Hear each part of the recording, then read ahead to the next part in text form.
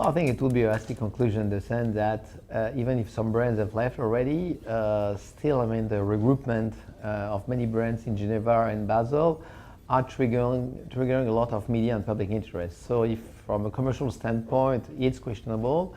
Conversely, from a media coverage standpoint, I have to say that thanks to Basel and Geneva, still today you have a lot of buzz and a lot of focus which is put by media during those two events. So the event we have now in Shanghai is not substituting, it's adding with obviously fewer media and on a much longer time frame, which allows, besides the new product, also to get also into the BVLGARI brand. What's more, into the BVLGARI Maison, the hotel in Shanghai.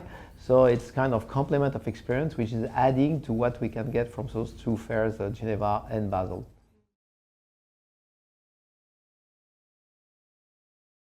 Well, we have been always running in parallel the Finissimo program on the one hand, which is a watch, but which, as you say, can be a mini tribute or a tourbillon. But at the same time, we have a long-established tradition of Westminster carillon, of grand sonneries, and the one we are presenting in Shanghai is a kind of pinnacle of the know-how of BVLGARI in the field of chimes. As it's regrouping the grand sonneries, the mini tribute, and the perpetual calendar into one watch, which is not a traditional grande complication, but through the octo design and the material we're using, which is also a very contemporary design, so very emblematic of BVLGARI art of watchmaking with an artistic dimension and a technical dimension.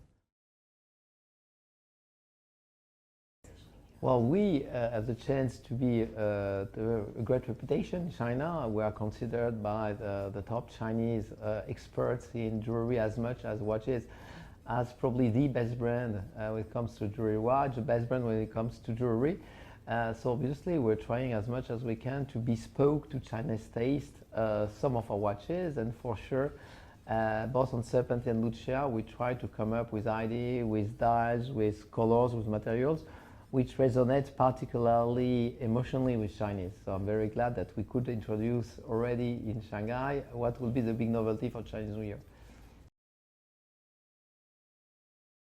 Well, probably Chinese first, they like, and this comes from culture, tradition, they really like beauty.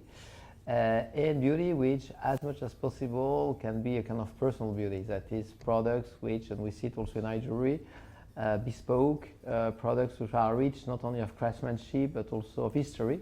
And this is why we invest so much time in China also taking the Chinese clients into the brand itself, which is an amazing journey and story, rather than only the product. So there's more attention by Chinese on the one hand the history of craftsmanship, and on the other hand on the brand itself and the substance behind the brand. Well, we have, I mean, Alipay in virtually all our stores worldwide. WeChat is something which virtually now is integrated in most Chinese destinations. And a lot of our staff is Chinese speaking, Mandarin.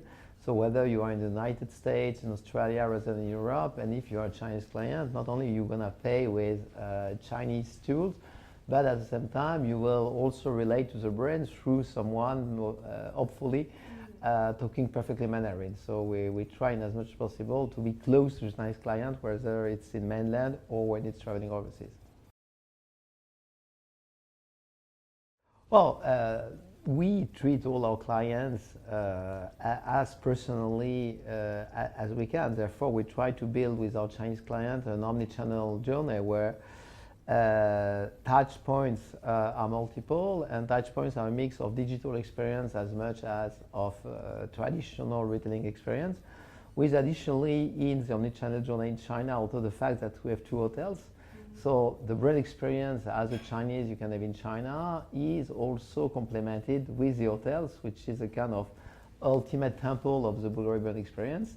And together with that, we have the boutiques, we have also the e-commerce. China is one of the first countries where we've been introducing e-commerce, not only allowing you to purchase online, which you can do also with WeChat, but also to shortlist online whenever you want the products which are to your liking, and then to take an appointment if you want to understand more the product in the boutique which is closest to the home. So we try really with Chinese to build a fully integrated, smooth and irresistible omnichannel journey. and China compared to the countries, there's also those two hotels which we believe are major platform of enjoying a full brand experience. Well, for us it's just the beginning because we started e-commerce on WeChat about 16 months ago and on the .com or .china 8 months ago. So we're just in the learning curve. I think that the priority right now is to inform Chinese clients that they can also buy Bulgari online. And we believe that in the future this will be really part of the brand experience and that a substantial amount of our sales will be online, also because Bulgari is present today only in 22 Chinese cities, and our clients are coming from more than 120 Chinese cities. For sure, online will also foster a clientele coming from those cities where we do not have yet a store to represent the brand. Well, besides perception as it is and having only recently introduced our own e-commerce platform and having our own WeChat, I think that the company priority, like for the monobrand stores, is really to develop our direct relationship with the client and in as much as we can really further develop directly that relation with the client. I think that as a jeweler, and this is the history of jewelry 135 years ago when we were founded, is really to know the client ourselves directly. So as long as we can develop the company without delegating that interface with the final client, we believe that it's creating a stronger relationship. And then you can never say never, but at this stage and probably for the next years, we'll try as much as we can to develop organically.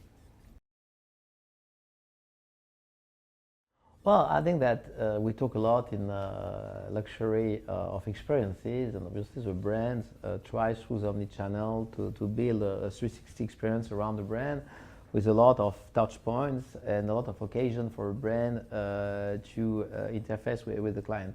The hotel is a kind of culmination of that experience because unlike a boutique or a website, it's a place where you stay longer. On a website, traditionally, you stay a few minutes.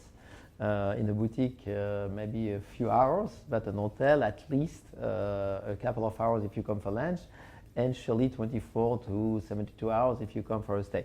So the hotel is a culmination of experience on the one hand because you will spend a longer time, and this is all you get. It's not that you get out of the hotel with something which you'll keep forever except a good memory. So the hotel is experience only. And as a Roman brand, where we believe that our lifestyle is as important as our artistic heritage, we believe that the hotel can really help understand and perceive better Bulgari. And it's a culmination of experience with many different services in the art of hospitality, in the art of gastronomy, in the art of relaxing. Our spa is supposed to be, I think, the best spa in China.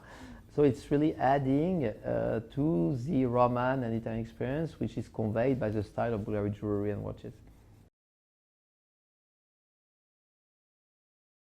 No, well, the Magnesium first was not a smartwatch in the classical sense in the way that it's a mechanical watch and will ever be. So whatever the future of that project, it will be a mechanical project because we believe that Swiss watchmaking by Bulgari should be expressed by mechanical watches. And we have added to this mechanical watch an NFC system allowing the watch to interface.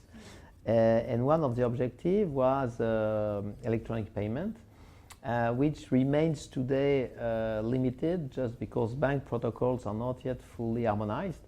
And therefore, with your watch, you may pay through a certain bank, but maybe not with the next one. So we are waiting that the bank protocols do harmonize to come back with that technology, which is patented. I mean, in that field of combining mechanical with NFC, we have a patent, which is protecting us from being copied. And then we'll come back once the bank protocols, and I think it will be soon, I would say 12 to 18 months, will be further harmonized so that if you buy the Bulgari watch with the system, then wherever you go, you can pay without being said, look, your bank is the wrong one, because I don't want the client to believe that the watch is the wrong one.